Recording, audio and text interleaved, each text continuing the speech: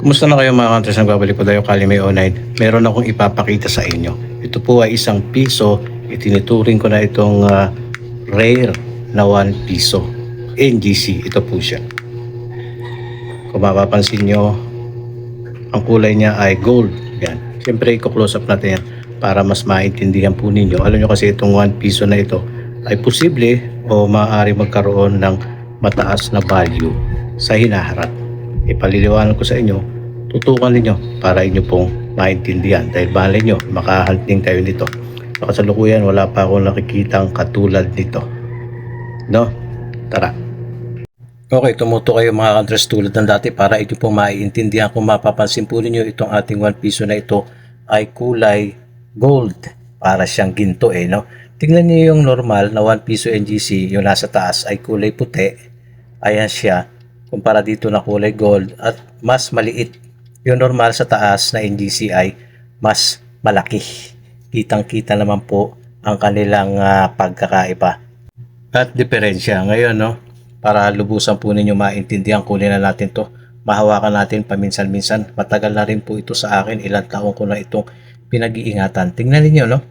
Ayan, meron po siyang weak strike sapagkat napakanipis po nito. Sobrang nipis at maliit. I-compare natin yan para makita ninyo ang diferensya. Ayan, no? Ang normal, nasa kanan, meron pong guhit-guhit or yung reeded portion, no? Segmented reeded po ang tawag dyan at makapal, siyempre. Kumpara doon sa golden piso natin na napakanipis at maliit. Parang singlaki lang po ito ng 25 centimos na kulay dilaw Kaya nahulog pa. So, ayan, okay. So, ayusin natin, no? Pagtabihin natin sila, no? Maliit Kitang-kita oh. 'Di ba? Ay, nahulog din. Ano ba?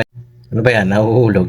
Ayan, pagtabihin natin, ayusin lang natin mga counters. Kitang-kita yung diferensya. Yung golden na piso natin ay maliit.